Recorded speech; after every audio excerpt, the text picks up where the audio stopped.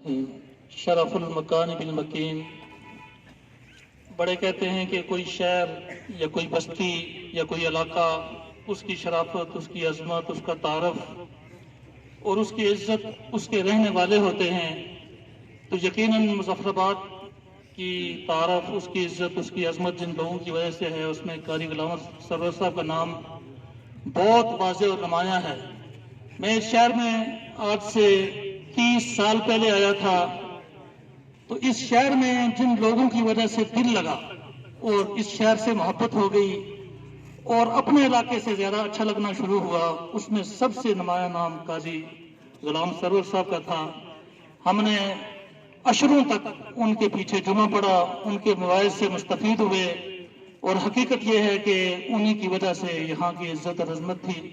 اللہ رب العزت اپنے فضل و کرم سے اس شہر کو اور اس علاقے کو ان کا نعم البدل عطا فرمائے اور ان کی اخروی زندگی کو آسان فرمائے. وآخر دعوانا